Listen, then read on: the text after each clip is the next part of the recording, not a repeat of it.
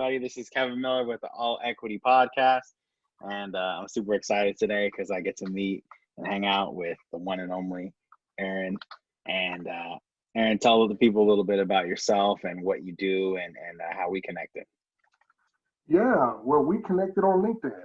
Yeah, that's why I love LinkedIn. LinkedIn is how I got to Colorado. So Aaron Griffen, Vice President, VP of Diversity, Equity, and Inclusion at DSST Public Schools here in Denver, Colorado. Woo.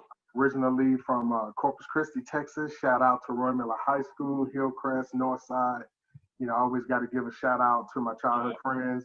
Went to Prairie View A&M University, historically Black College and University, 45 miles northwest of Houston. Stayed in the Houston area, became an English teacher for 7 years, then an assistant principal for 8 years, all at the same school. So I was there for 15 years before being on LinkedIn, connecting with people, and got connected to a superintendent in Colorado Springs, Colorado, who messaged me about a potential opportunity. I was in the market for applying to be a principal, so I definitely jumped at the opportunity to apply to be a principal. It was a high school position, and I got the job. So for 4 years, I was a principal in Colorado Springs before wifey told me that we're going to move to Aurora, Denver, so you can't take high school with you. So yeah, do an equity job, and the job that came available was in DSST Public Schools, and I was the first Director of Diversity, Equity, and Inclusion. I got across the DEI department with a coordinator of DEI. 2 years later, just got promoted in July to VP.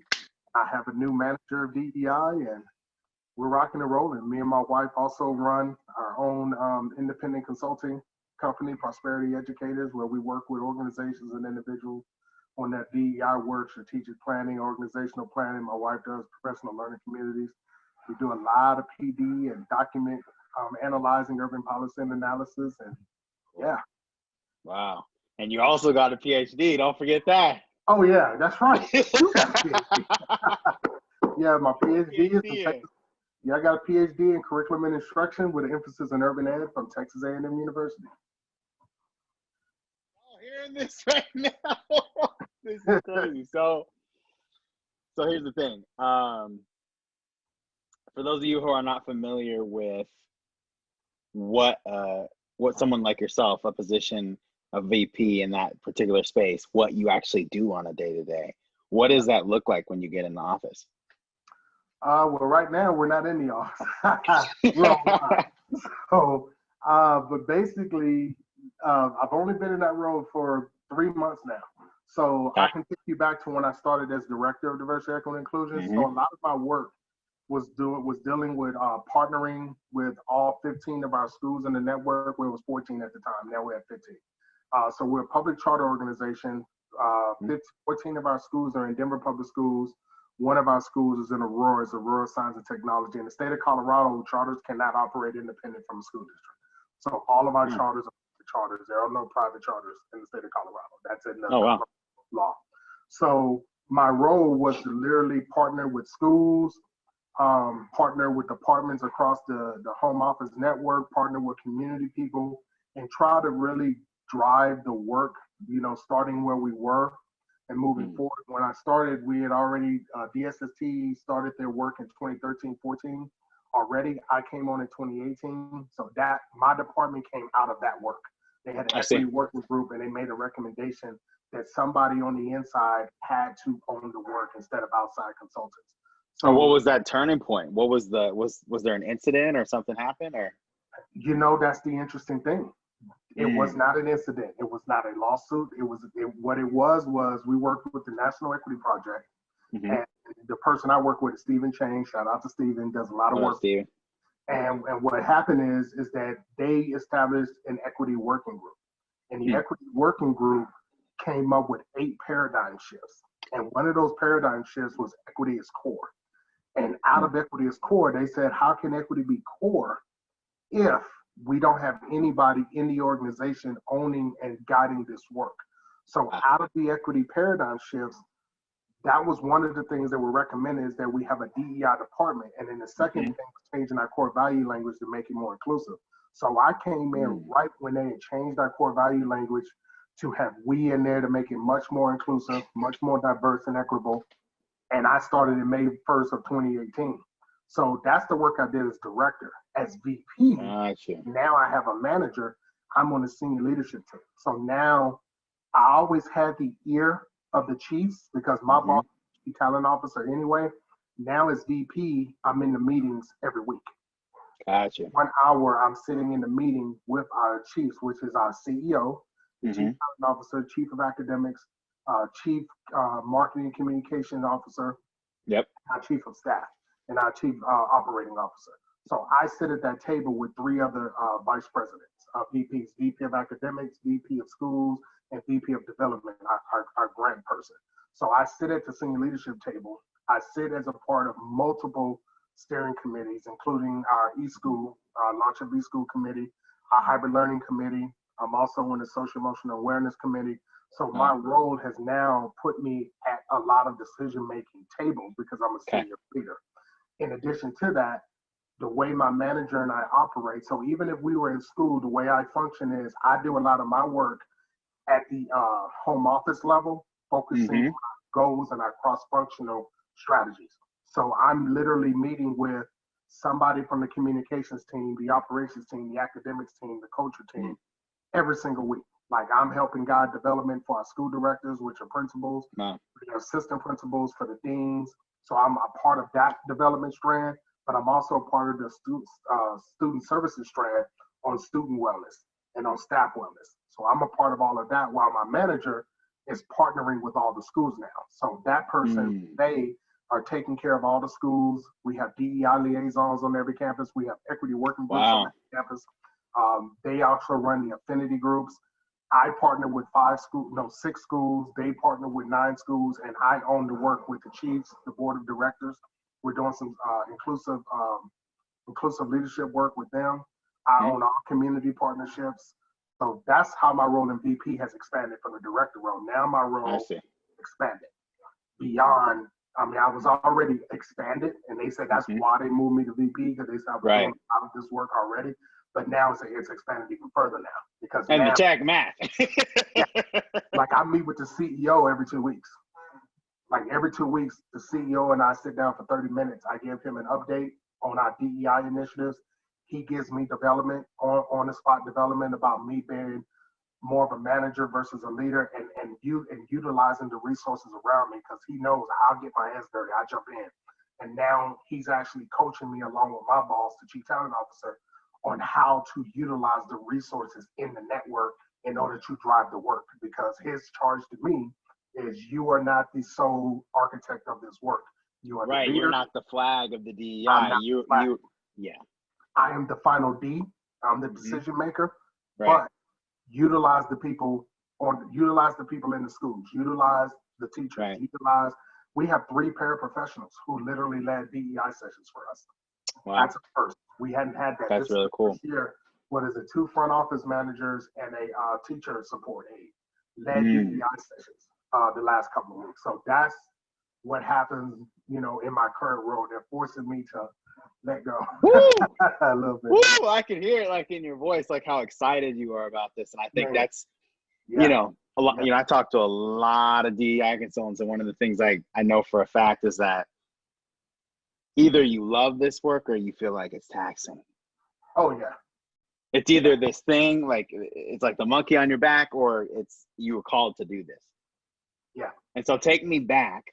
When in your past, where was that light bulb moment for you when you said, okay, I'm not going down the corporate ladder anymore. I'm not going to try to be some business bigwig. I want to do this, and I'm going to make real change, and I'm going to be a boss doing it. When did that happen? Okay.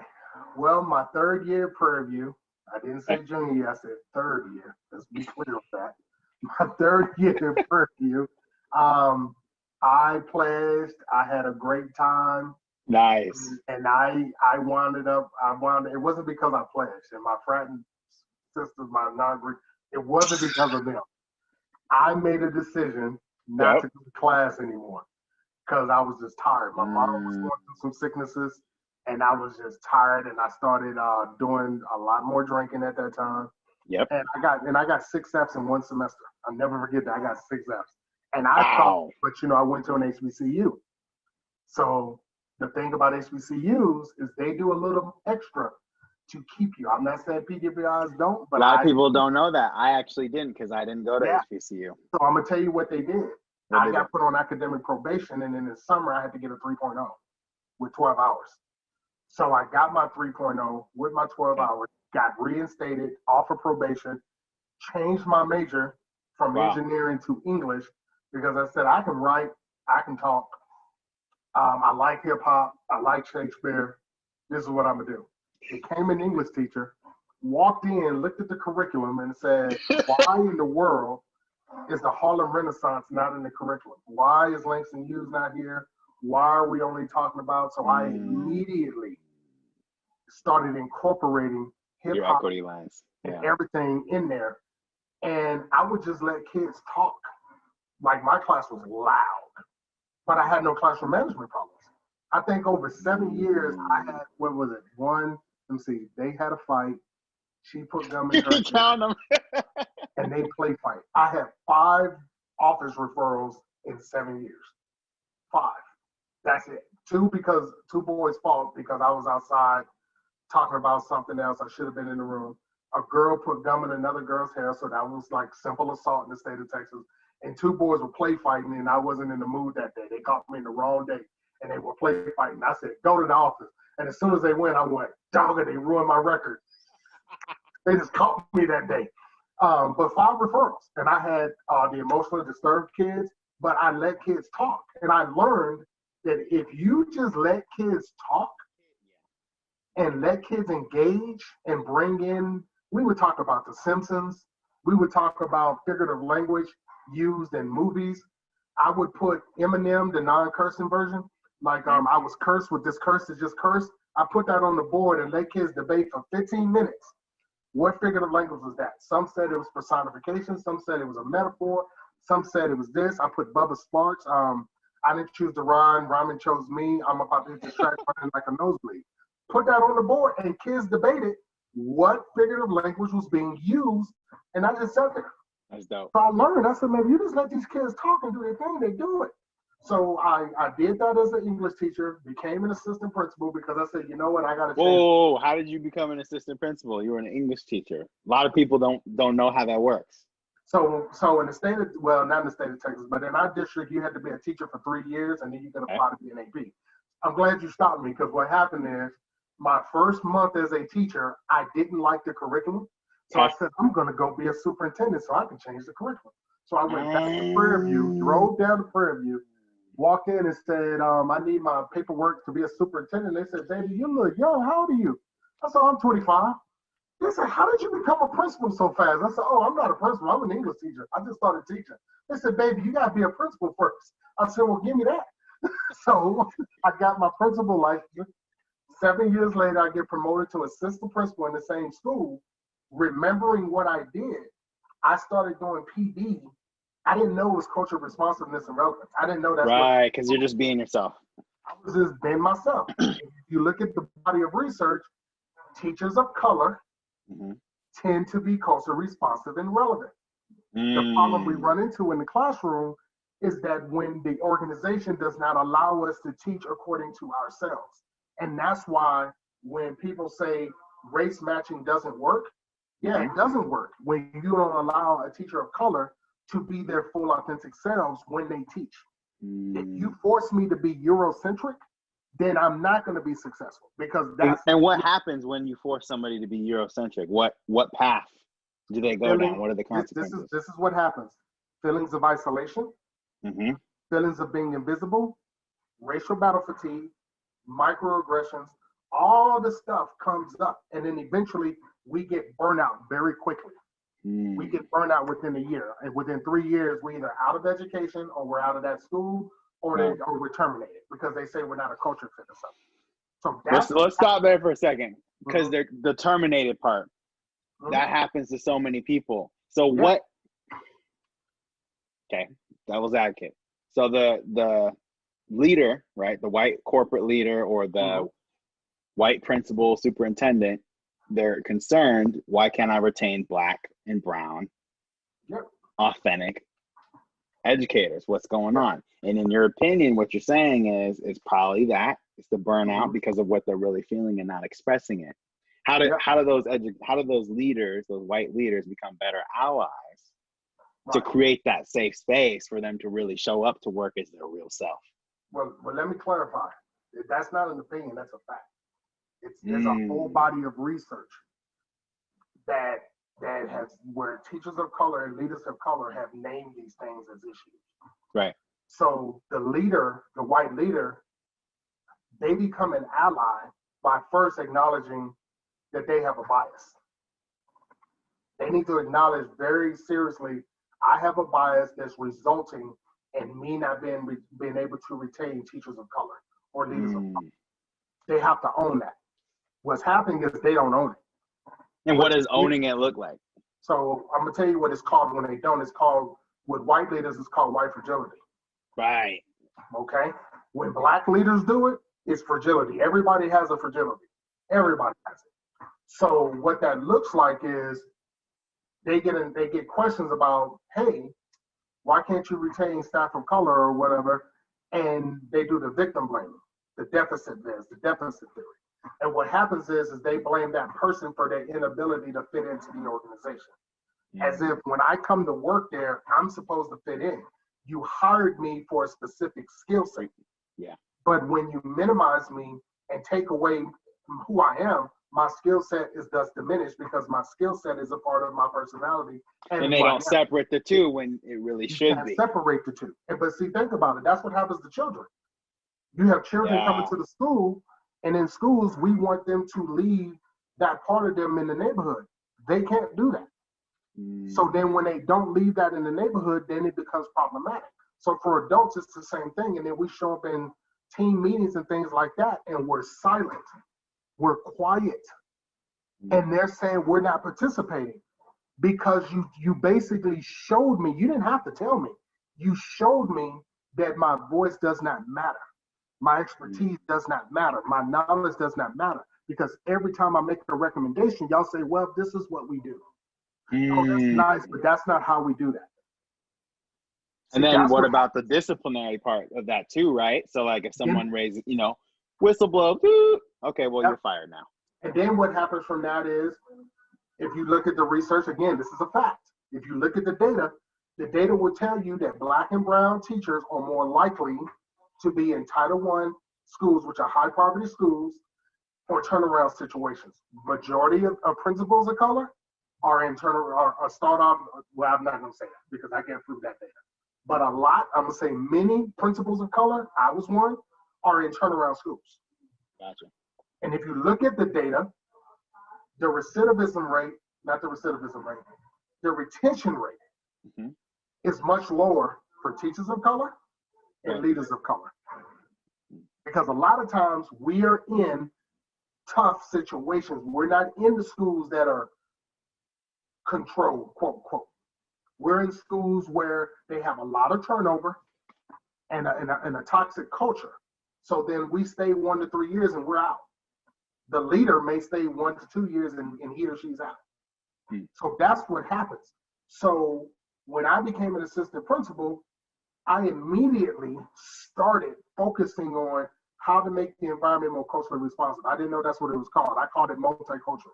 So we started putting we started doing the banks and banks model, which I didn't know at the time, but we started putting representation in the hallways. We had Spanish cognate vocabulary in all the hallways. We pushed teachers to put representation in the hallway.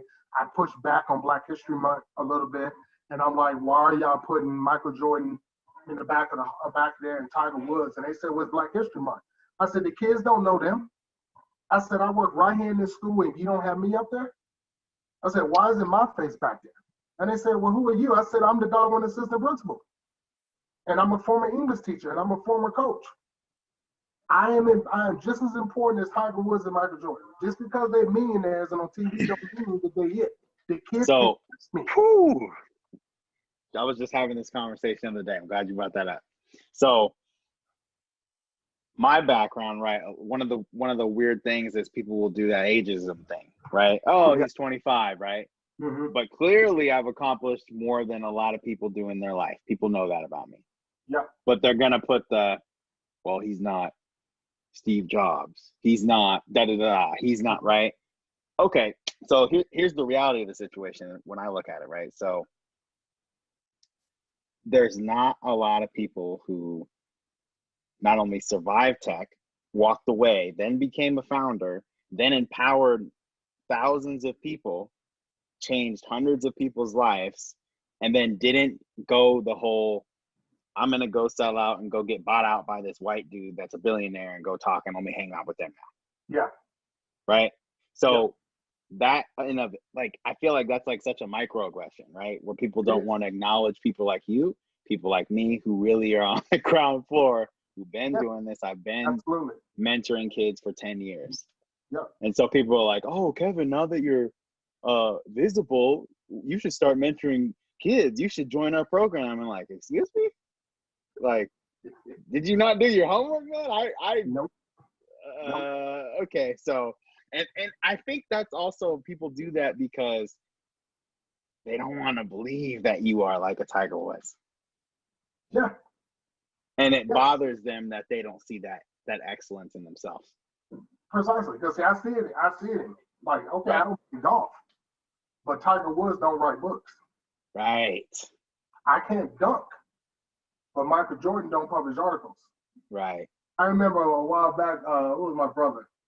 He made a joke, it was when Allen Iverson got a big time contract, and he made a comment. He said, yeah, you got a master's degree, but he was joking with me. He said, you got a master's degree, but Allen Iverson just signed a $100 million contract. And I looked at him and I said, and Allen Iverson can't write like me, he can't talk like me, he can't speak like me. So in 20 years, holler at me. And he like looked at me. It's been almost 20 years. Okay.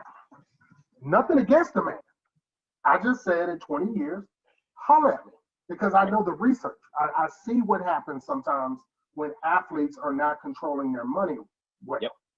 And they talk about he went broke. I don't know if he went broke, but this happens more than what people know. Athletes and entertainers go broke frequently. People really don't know that. That is a normal thing for athletes to go broke. I'm like, dude, I have something that can never leave me. It's my education. That can never go away from me. And I can do it. I said, I can become a millionaire too, eventually, if I focus on it. I'm not focused on it. I'll be honest, I'm not. Yeah, I prayed on it. Yeah, God make me a millionaire. Yeah, we all done that. But it's not like I'm out here trying to be a millionaire. I like what I do here. This is the work. And it's because that the formula is simple. It's like the more lives you change, the more you turn that heat up. Yes. More visibility on your brand, the more excellence, and the money follows. Precisely. And you've always known that. Precisely. So what was it? What was that movie? It was with Chris Rock. I Think I Love My Wife. And they thought he was cheating on his wife, and the owner, the CEO, took a quarter. He said, you make a lot of money for us. He said, this is what you make. And he put it on the table. He said, this is how much what you make means to this company. He said, if you chase skirts, you will never get the money. But if you chase the money, I was like, wow, that was pretty deep. So my thing is, I don't like try to focus on getting money. Yes, I have another revenue stream now. Once my books get published, that'll be another revenue stream because I do consulting. Yep. But it's not about chasing money. It's about me, like you said, doing the work. I do the work in the network. I do the work privately. I do the work individually. I'm about to partner with someone in Hawaii who used to live in Colorado Springs. So I'm doing some leadership development for that individual. I do leadership development for Teachers College at Columbia University.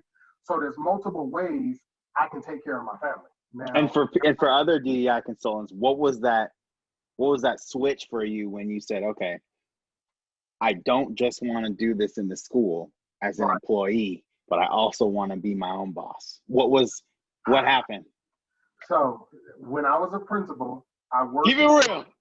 So when I was a principal, I found out, once I got hired, I found out one of the reasons why they hired me was because I had a cultural competency background, leading development as an assistant principal. Because once I started my doctorate in 2010, that was my 4th year as assistant principal. Within the first semester, I learned about cultural responsiveness and relevance. And I said, oh, that's what I've been doing. So I started embedding that in our discipline practices, everything. Love and logic, I would do it from a culturally responsive lens. I would take I would decenter the whiteness in it and racialize it. Because our campus was 90% Hispanic. 90% Hispanic. The people who wrote this stuff are not Hispanic. So I racialized it, and we didn't use all the tenants. We just used the ones that work for our campus. So when they looked at my LinkedIn profile, my resume and my vita was on there. Because when you're in a PhD program, I know I'm offending people. When you are in a PhD or an EDD program that is worth its salt, you're supposed to have a curriculum vita throughout your program. My curriculum vita started in 2010 when I started my doctorate.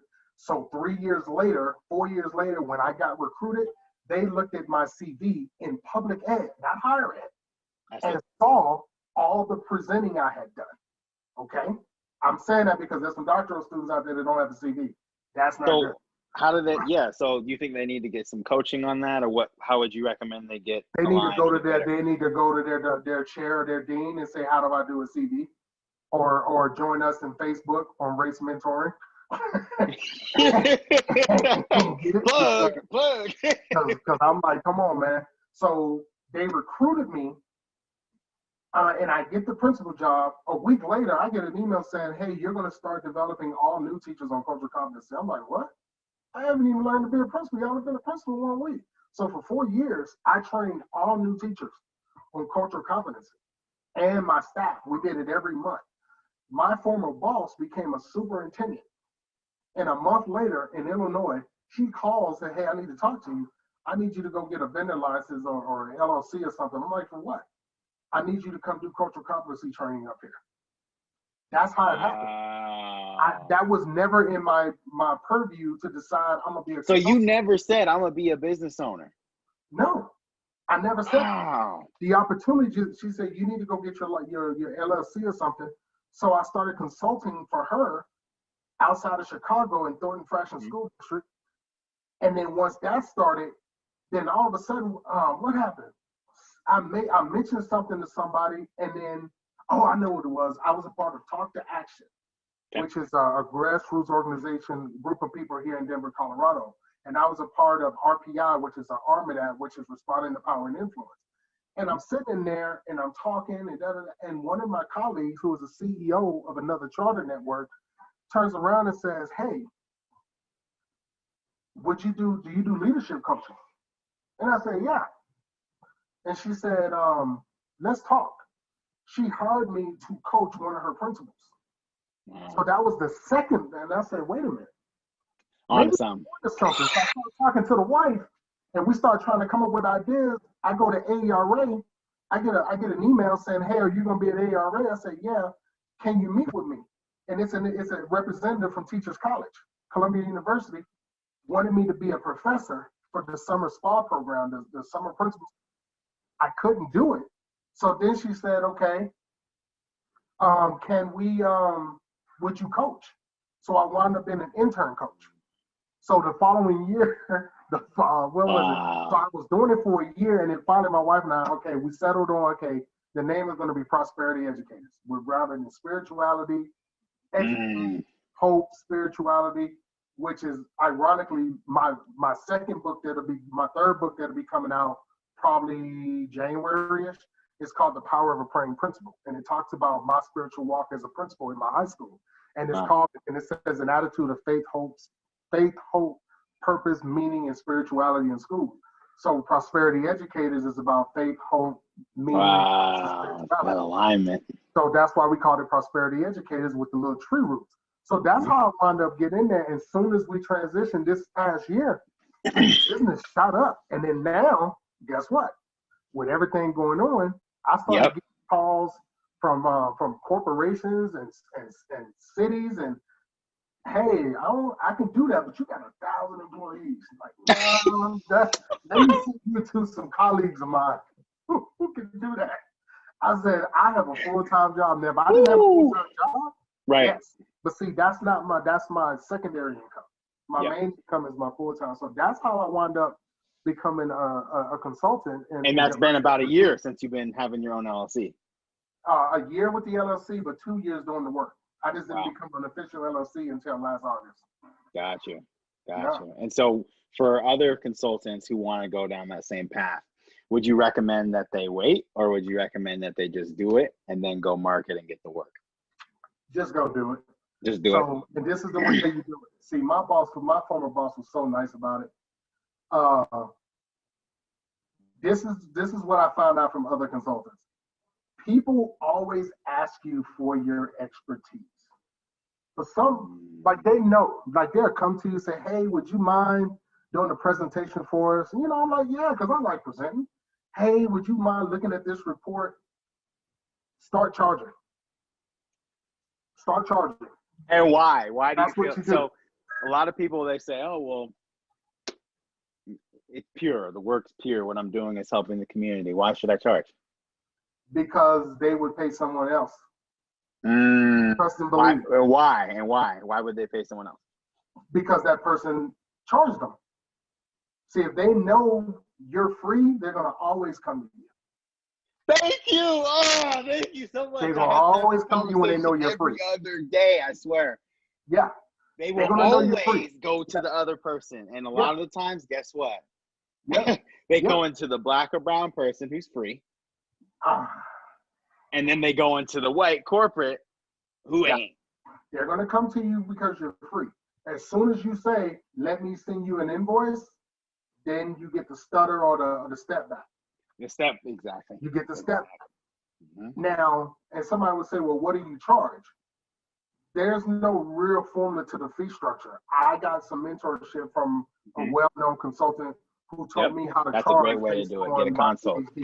You can charge what you want. Again, I have a full-time job. I know that I'm way cheaper than a lot of other folks out there. Right. Like there are folks who would charge $10,000 for a 1 hour speaking engagement.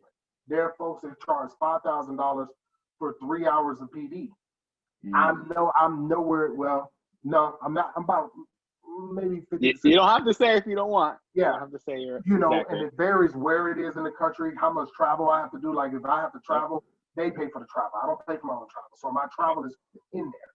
So if I'm flying to Hawaii, which I'm not, but if I was flying to Hawaii, my fee might be $20G.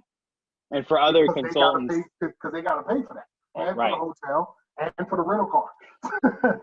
So, and then they got to pay for my work. They got to pay for the time I put in to put the presentation and the work together. Then they got to pay for the time I'm in front of people. It's for those other consultants who are feeling a little bit weird about charging because their whole life they've just been doing this in the community and they just don't want to taint the work. What's your advice to them to figure out how to make that mindset shift to be able to charge? So you balance it. You got to balance it. And at first it's very hard. Yeah. It's hard to say, hey, I need to charge you. It's hard. But what you start to do is put it out there that you have your own consulting business. Yeah, I just started my consulting and, I got me a fee structure together. And you start throwing that out there to let folks know, I got to start to charge you. I got to start to charge you. I can't meet that day because I have a contract. What do you mean? Well, the thing you asked me for, that's what I charge people for now. Boom. You got to let people know. There's some church members that reached out to me and my wife 2 months ago. They wanted to do a study on how to hold. No, it was in July. Yeah, 2 months ago. They wanted to do a study, do a community conversation on how to have race conversations among the community and the family. That happens a lot. A lot of our consultants, they tell me that the church thing is a hard one. And then I told them, okay, I'm gonna send you an invoice. And within that invoice, I put my first book in there as a part of the fee. I haven't heard back. I'm like, okay. And I'm like, I can't drive all the way down there and not charge you for this work because this is understand, consultants, you're charging for your knowledge, your experience, and your emotional labor. Because sitting in there with 20 adults having race-based conversations gets very, very uncomfortable and it gets very, very tense. And when you walk out of there, you are tired. So to go do that for free, and then they walk away refreshed, that's not fair to you. Now, I have done speaking engagements at a church where they have me come speak at the graduation, and they've asked me, what is your fee? And I've said nothing, because that's between me and God. That's a whole nother thing. Now, when TD Jakes called me when my book come out, yes, TD Jakes gonna get charged. when my book comes out, TD Jakes called me to speak on my book at the Potter's house. I'm charging TD Jakes. Hey. Oh, Joyce Meyer, what's his name? Not Eddie. Eddie done passed away. Whoever these big preachers are, y'all getting charged. Creflo, y'all getting charged. And what's cool about it is I might say no. Like, there's some very prominent people that I've already had said in my mind, I'm not going on your show. Oh no, because I'm disappointed. And I'm not gonna go in there and shuck and jive. I'm gonna say what it is. Like, I'm not starstruck by you. Let's be clear, I'm not starstruck. You're a billionaire? Cool. I'm not starstruck. I think a lot of people, they have that concept where they think that, I've heard this so many times. Well, Kevin, so here's the strategy, right? I'm gonna go ahead and do like 10 free things, and I'm gonna build my resume. Well, yeah, you could do that, like, when? At what point in your career? Well, see, here we go. Okay. Mm-hmm. So let me phrase it a little bit. Let me package it a little bit. So, say it's a DEI consultant, maybe they're 35. Yep. They've been a teacher their whole life. They work with kids, and now people start to see their value, and they're starting to see theirs. And so they're starting to maybe get some influence that maybe they should start charging, but they're very hesitant to do so. So they say, I'm gonna go do some free work with some other consultants and like kind of shadow them and do like a bunch of Zoom calls all day, all that kind of stuff.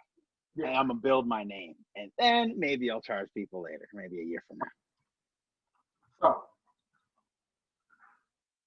yes, that's okay to link up with a consultant. From what I heard, there are people who do that. I have a colleague that wants to do that with me, where they just want to shadow so they can see how I do the work. That's fine. But you can still go ahead and start charging. Here's the reason why, and this is why I rub my hand. You know how they say the game is to be sold, not told? Yes. That's Snoop Dogg. So that's when he went to No Limit. That curriculumvita that I started in my PhD program, I've been trying to get people to start doing that right now. Because let me tell you what happens. When you are a public school or when you are an employee of an organization and you do presentations, you're doing it for the organization for free. Yes, they're paying you that as a part of your job. That's how you hone your skills. So if you have a resume that talks about your work history, your CV, your curriculumvita is your knowledge and skill. Right. So that's what you leverage to be that DEI consultant. Yes, that's the expertise. So on my curriculumvita, like when I first started, my professor, Dr. Novella Carter, I never forget it. I said, what goes on my Vita? She says, everything you've ever done. I said, what? She said, how long have you been a teacher? At that time, it'd been, what was it, 99 to 2010, 10 years. She said, have you ever done presenting? I said, yeah, all the time as an AP. Put it on your Vita. She said, that's your expertise. And I said, what? She said, that is your expertise.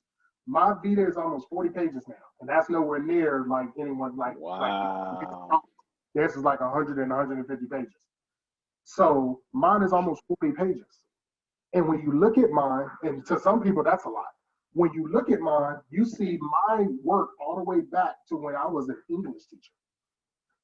I went all the way back and came all the way. Like when I get off this right here, I'm going on my Vita and putting this on my Vita immediately. I update my Vita every single week.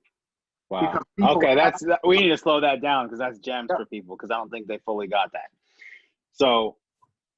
Oh no. Did you freeze?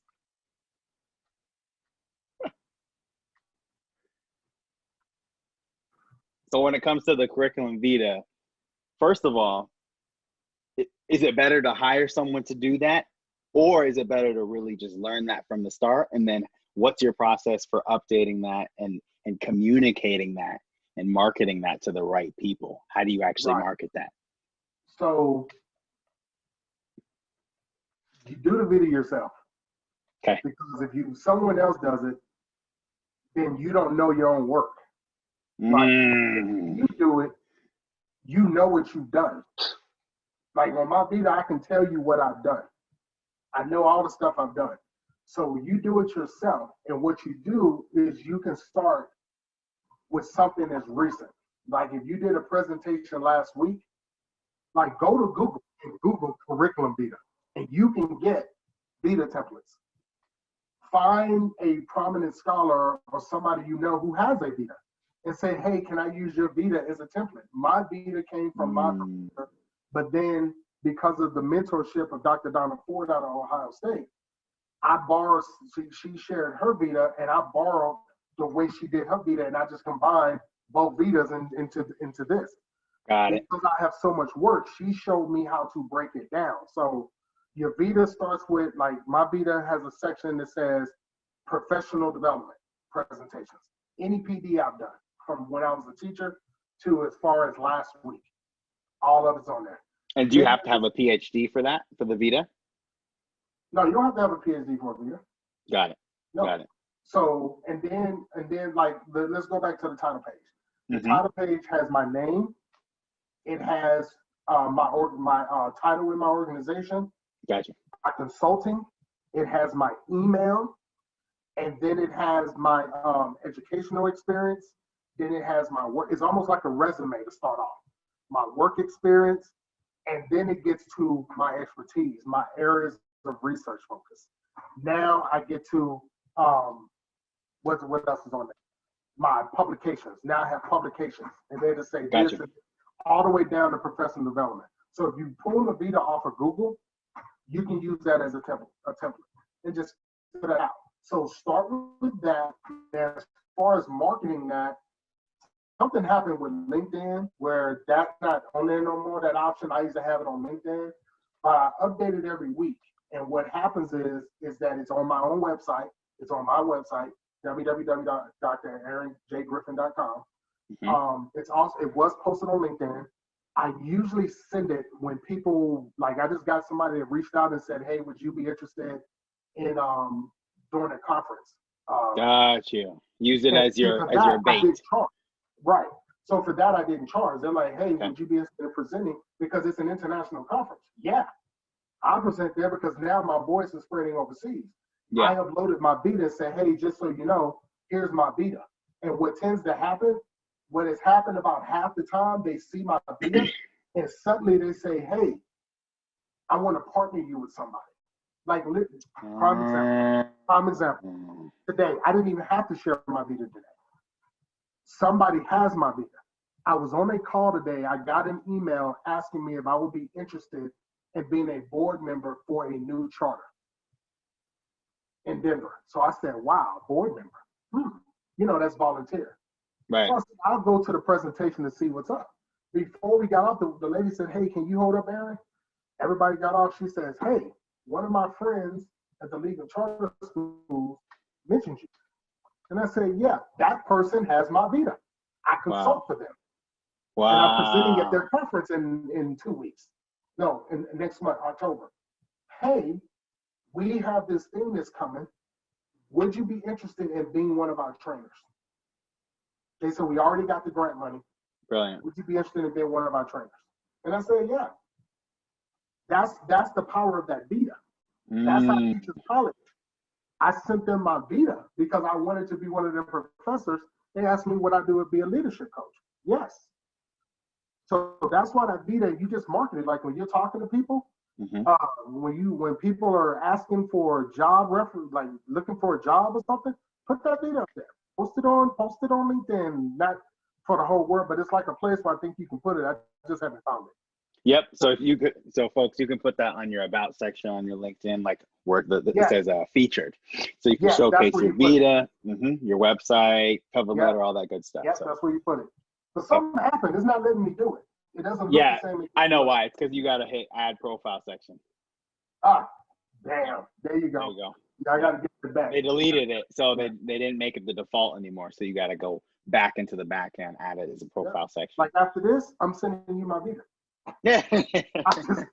Everybody I do a podcast with or a panel with, I send all of them my Vita because that's my way of letting you know, hey, I'm available. My Vita got me I'm about to do a conversation September 10th with the Spurs.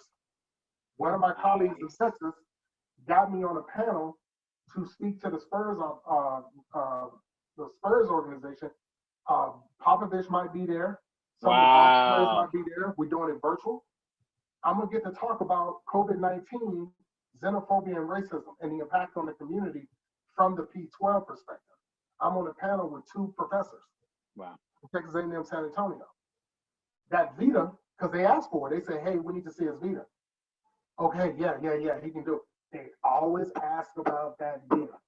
They want to know, are you who you say you are? And they will Google you. Yeah. So don't put something on there that's not true. Because they will Google you. So for you, man, how you been staying healthy with everything going on, man? With COVID and being a black man and what you're seeing, man. How's the fam? What's going on? Well, here's the deal. I love that you asked that question because in my network, we're really focusing on social emotional health and wellness. Right. And I have a network of people who will email me and call me and say, Aaron, you need to step away. Because they can see it. Like when everything happened with George Floyd and everything, right. My boss called me, the chief operating officer called me, the CEO called me, my colleague, I had principals call me, they teamed me, Aaron, are you okay? I see you online. If you need a day, take 2 days. Like my boss was literally giving me a directive to take a day. And I'm like, no, because if I take a day, it's going to be worse because now I'm sitting in my head. I got to do something productive. There's an article I read on racial trauma. And one of the ways is trying to figure out something constructive. If I sit alone, it's like, I don't know if y'all know Scarface is. I sit alone in my room staring at candles. That's from my mind's playing tricks on me. So that's old hip hop right there, not this lecture I got right now. That's what I said. That's old school. I'm gonna get your top 5 in a sec. Don't worry. Oh, don't worry. I got you. Don't worry. But keep going. So what I do, and you know, I'm a big dude. I lost 2 pounds. I'm 290 pounds today. So I'm a big dude. So I don't have high blood pressure. I don't have diabetes. I don't have high cholesterol. The reason is because I eat pretty well. I just overeat good food. Like I overeat bread. I overeat pistachio, things like that. In the evening for 30 minutes, I go in the closet. I lay on the floor, literally with a pillow in the darkness, with the closet closed, and for at least 30 minutes. Water. I listen to gospel music pretty much all day long. Every now and then, I listen to hip hop music just to balance it out. I think you're cutting out a little bit. Writing and there we go. So this right here is a release for me. In what way? So writing, when you say that, explain to people how does as a black man, how does that release happen for you? Is it the dopamine? Is it the emotion? What is the release? Because I put my anger and my frustration into words on paper. My anger and frustration into words through presenting. Got it. I listen to gospel music and hip hop to make sense of the world. I'm a former literature major. So I learned that through the literary genres, music, whatever it is, I am able to make sense of the world. I go binge watch a bunch of movies like Lord of the Rings and look at it from a critical race lens. Literally, like I looked at Star Wars through a critical race lens, Star Wars, the last 3, and I said, Trump. I said, Mitch McConnell is Palpatine, and Trump is the other guy. That's the way I interpreted the last Star Wars, the last Jedi on it. Wow, that's deep. That's how I released. And to go to the writing, when I was an English major, there was a poem I read called Ozymandias by Percy Bysshe Shelley. And the poem is very short. And it's literally talking about the Egyptian king, I think it's Ramesses, and they call him Ramesses, correct. Yep. Okay. Ramesses, yeah. And at the end of it, it talks about the greatness of Ramesses as behold the kingdom of Ozymandias. And the traveler looks, he sees the sign, but all he sees is sand. The kingdom is gone. So the poet is poking fun at Ozymandias and that sign because he's been forgotten. Our professor said, can anyone tell us the irony? And we couldn't figure it out. He said the irony in this poem is that he wrote a poem poking fun at an Egyptian king that no longer exists. But because he put it in a poem, he is now immortalized. So that's why I write. The key to immortality, in many ways, is writing. Think about it. Think about because like Pac, for example, he forever gonna be Pac. And people will memorize. People will memorize those lyrics, and they'll spread your oral tradition is very real in the African, Native American, Latin American, Asian American community. The oral tradition. That's how our ancestors live with us. So that's why I always want to present. That's why I always want to write. That's why I do podcasts. Because when people hear me and when it's recorded and when it's on paper, right, it's immortalized. So that's how I get that release. Like if I can't go protest because I have asthma and I can't get arrested because I have 2 little kids right, at home who gonna take care of them, you know what? I'm gonna write an article and I'm gonna let it be known. I love that. Because that's how I felt too. Yeah. When it comes to the protests specifically, they were very heavy in Seattle, where I'm from. Very heavy. So Trump actually tweeted. One of the leaders of the protests in Seattle and tweeted at him and called him a thug, basically. And those are people I personally know. So that was very wild. And I have a heart condition, so I can't go to large crowds or do, concerts or things like that like I used to. You know what I mean? So, I definitely hear you on that. I get tear gas. That's not going to go well because I've been tear gas before, and that didn't go well. And it wasn't even for me. I was just there having a great time. Wow. Somebody had a fight. And all of a sudden, my eyes started burning, and I couldn't. I have a 9-year-old who had asthma. We can't do that. Yeah, and then I can get out there and maybe contract COVID. He has asthma. I can't get that. I can't get that either. Yeah, I can't do that. Yeah. So I fight my battles with this one. Yeah, it's like a release for sure. So let's talk hip hop for a second, then we'll wrap up. So for you, when you think of hip hop, you probably think about it in a lot of ways, very multifaceted. So your race lens with hip hop, your personal taste, right. So let's break it down like this. So in all honesty, do you feel like the new generation of hip hop, like they just don't understand the power of what they're saying, or do you feel like some of them do and they're actively choosing to be? I mean, if we're gonna be blunt and honest about it, there's music out there that literally sounds like they're trying to tell people to kill themselves or telling people to do drugs or whatever it is. Like, but the beat's banging. The beat's banging, right? Yeah. And it's about the beat. And it's always about the beat, right? It's always about the beat. Right, and I'm a songwriter as well, so I do music for TV and film. I've done music for TikTok, MTV. So a lot of my clients, when I do those big shows, people want to know, like, okay, so I specifically chose to pretty much do majority of instrumental instead of rap, right? But sometimes I do, and sometimes I do use language, right? But how do you reconcile that in your head? Because I know you like your Pac and you like it the way it is. Yeah.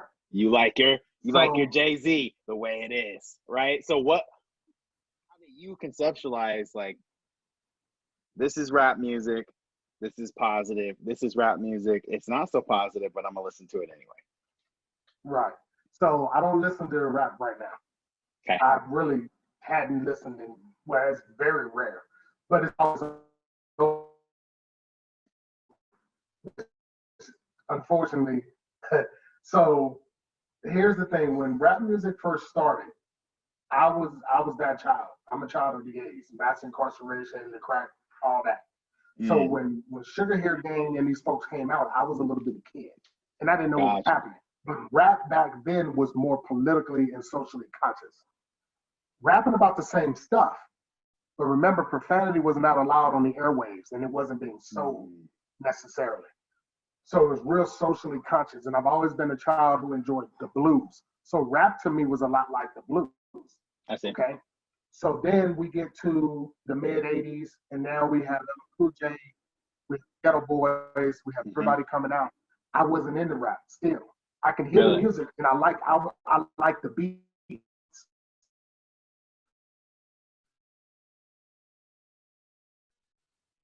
Looks like he froze. Looks like he froze. Yeah, I'm ready for recording. I got to keep up with my hip hop. Let's get it. Okay, yeah. So pop. Okay, so my favorite. We're recording now. We get to the mid '80s. Yep. Okay, we get to the mid '80s. LL Cool J. Yep. Ghetto Boy. So I was more into the beat, not the lyrics. Right. So then we get to the '90s, and again, still the beat, not the lyrics. I get the Prairie View, and I really sit down and they kept saying, man, just listen to the lyrics. So I finally listened to the lyrics and I went, dang it, this Scarface cat, he's telling a story. And I could relate to his story. So then I started listening to Tupac, and Brenda's Got a Baby is one of my favorite of all time. And I'm like, it's a story. So then I went back in hip hop, Slick Rick, everybody started just listening. And as the '90s moved forward, I did find a little problematic. With some of the language. Thrown around a lot. Yep. The HOE was thrown around a lot.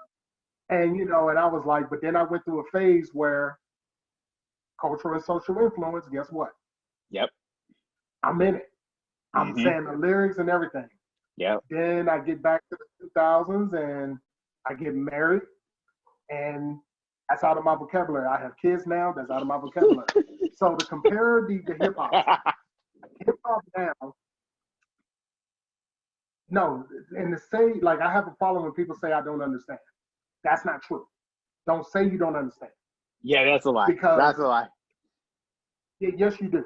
So, and usually I don't understand is a fragility point. I just don't understand why we're doing this.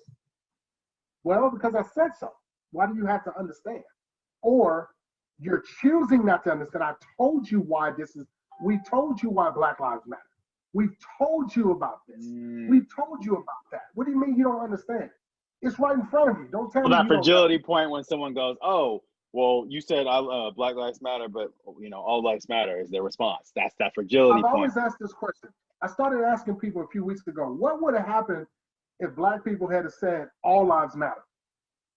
I guarantee you there would have been something else for people to pop up. They would have found something else to contradict it. Guarantee you. You know what it probably would have been? It probably would have been, so if Black Lives Matter, and our whole organization was rebranded as All Lives Matter. You're right. Somebody's going to poke fun at that and go, really? Well, all lives doesn't mean all something, right? They're going to pick one little new word. It'd have been like American Lives Matter. Or what about immigrant or whatever? Like they're going to pick something that wasn't. They would have. Wait a minute. What about? So when you asked early on about do the new generation understand? Yeah. Or maybe they no, they do. They know exactly what they're doing. Like all these little TikToks and stuff, and they get it. They know exactly what they're doing. Okay. What did Cardi B say? People aren't buying culture rap from women. That's what. But Cardi B is, as upset as people want to get, Cardi B is telling the truth. People are not buying socially conscious women rappers. They're buying sexually explicit women rappers.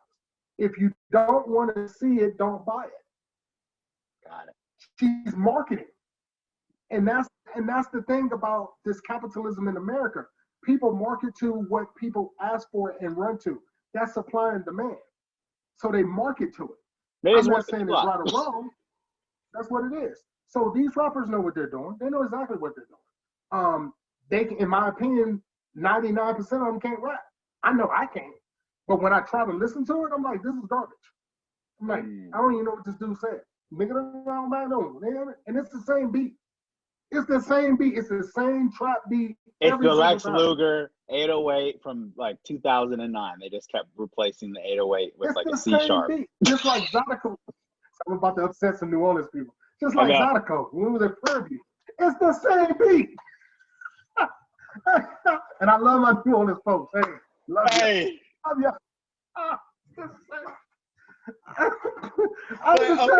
But I really like, okay, I'm going to keep it real. Because opinion though on this guy, because he's dear to my heart, right? Mm-hmm. You know who Big Sean is? Yeah. He just dropped the album today. Detroit. Yeah, I saw that. Yeah, okay. I saw that. Now, hold up. Now. What was that rap we had with Drake? Was it Drake? No, that was lit. No, Big Sean. I forgot what it was. Oh no, what is it? Is that the one? Is that the one with 2 Chainz? Okay, so On let's Me. See what we're saying.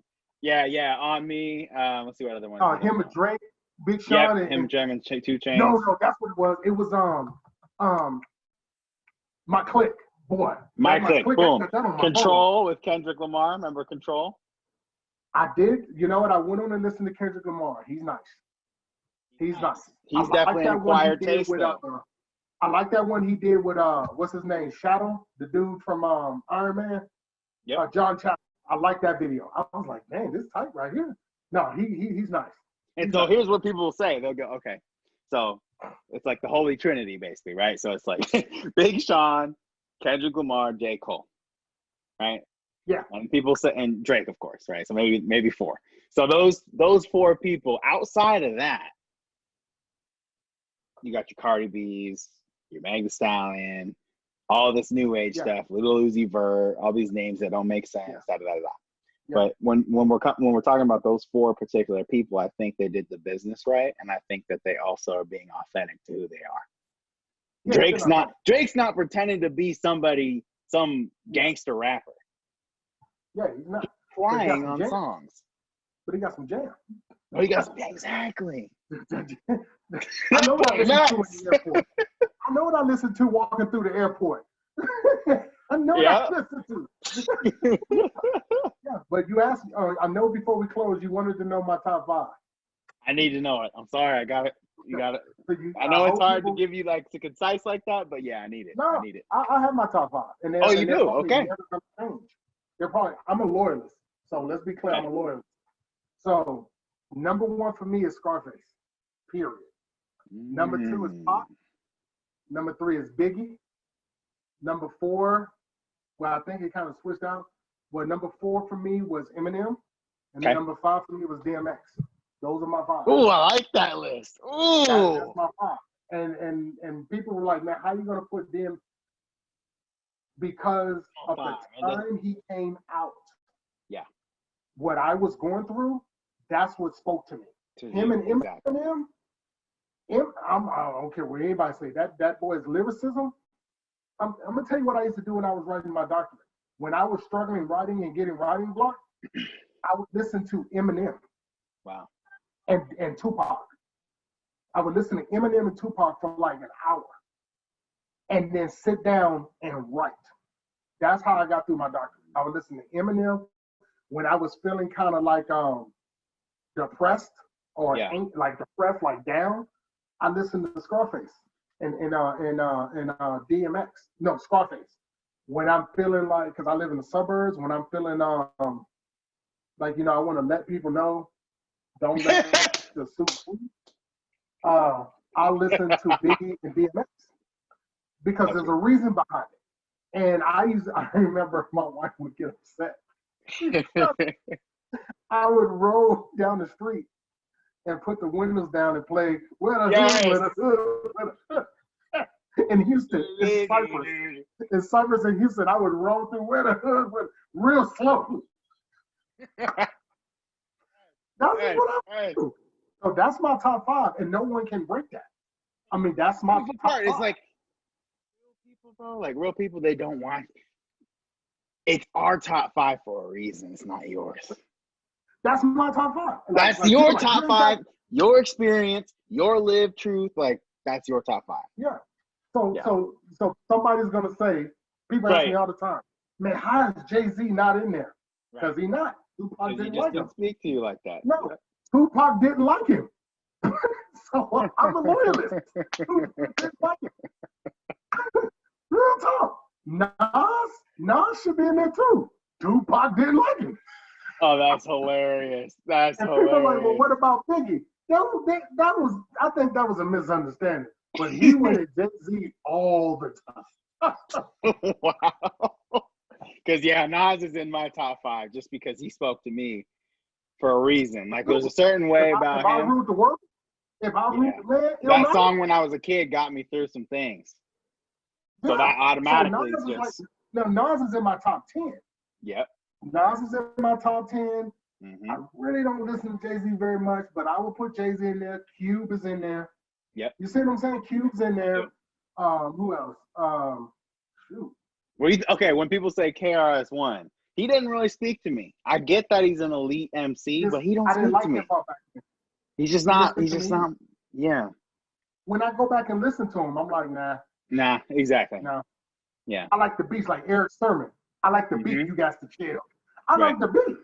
But if we're talking like top producers and all that stuff, sure. Maybe I might put people that I would never listen to their lyrics in there, but that's not the same thing. Yeah. Like Dre, Dr. Dre would be in that list for sure.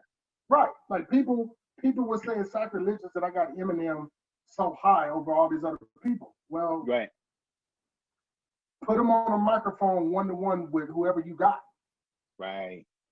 In a battle rap. Or why don't you just listen to the songs where he bodied the person he on the song with? That's why you don't want Eminem on your song. Mm-hmm. You know, I mean, anytime this dude shows up for a song and you got to go re-record your part because of what he just said. Yeah, okay. That's a problem. Yeah, that's a problem. Yeah.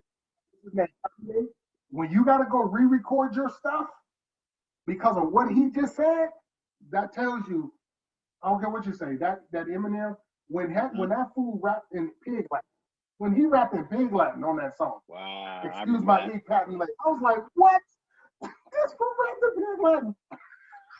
Yeah, so what's sad is Big Sean just dropped a song on his album with Eminem and like 7 other rappers.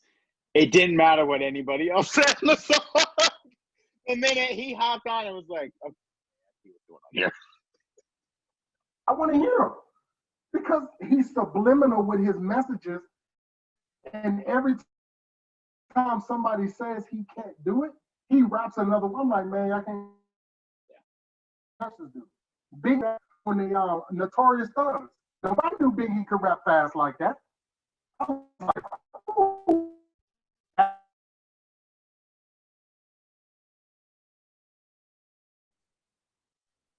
So let the people know a little bit about how they can get in touch with you, what your website is, your business, and I want to make sure that people connect with you after this. Absolutely. My website is www.draaronjgriffen.com or www.prosperityeducators.com. You can reach me on LinkedIn at Aaron J. Griffen, PhD. I'm on Facebook. Just hit me up, Aaron J. Griffen. You can email me at ajgriffen1974@gmail.com.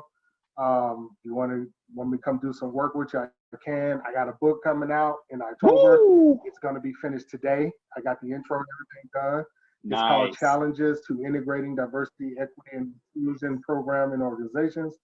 Got a book coming out probably 2 months after that with my cohort member, Dr. Isaac Carrier. That one's called Fighting the Good Fight, National Narratives of the African American Principleship. Then my book, The Power of a Praying Principle, will be coming out probably immediately after that. So please support, get the books. We rocking and rolling. All Equity Group, we're gonna be supporting you, posting that, getting it lit. But absolutely, this has been awesome. Can I post it in the All Equity Group? You said we can't promote our business. Can I promote? I'm gonna post it for you. Can you put the book in there? I don't want I'll you to send do you the the book self link so promotion. you can post it. So what you should do, Got here's just here, hold on.